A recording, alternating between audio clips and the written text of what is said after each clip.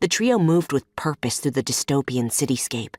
The concrete maze of towering buildings was awash in the glow of neon lights.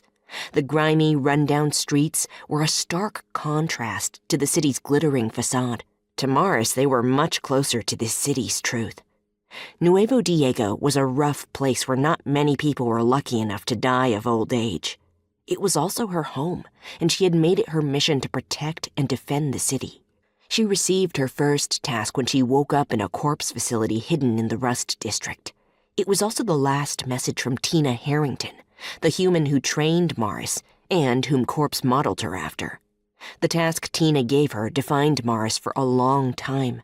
Her first and most important instruction was to solve Tina's murder and avenge her death while avoiding harm to innocents.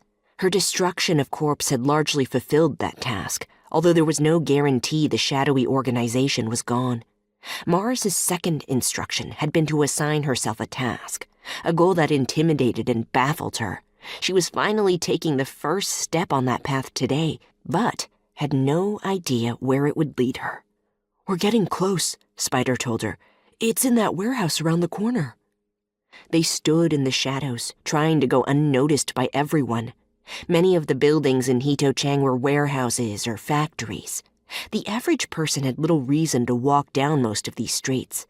Nevertheless, Morris's heightened senses were alert for any signs of danger.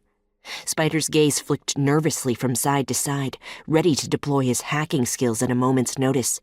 Their destination was a dark secret, known only from whispers and rumors. He had stumbled upon the truth only recently and immediately knew he had to see it for himself. Hero's ears perked up and his muscular body was ready to leap into action. As he so often did, the dog understood what people said beyond a normal canine's capacity. His alert gaze focused on the warehouse Spyder mentioned, the corner of which was visible from where they stood. "No one's watching," Morris announced. "Let's make our move." She slipped around the corner into the narrow alley between the two buildings. Spyder and Hero followed, and it was a good thing they didn't wait. Morris practically disappeared from view the second she went around the corner. A large, overflowing dumpster blocked most of the alley's entrance. There was barely enough room to wiggle by, at which point they discovered another overfull dumpster blocking the alley. They wiggled past this second obstacle, and the alley dead-ended. At the far end was a heavy steel door, red with rust, and unmarked by any sign to indicate what might lie beyond. The trio stared at its mute and unimpressive surface. "This doesn't look like much," Spyder commented.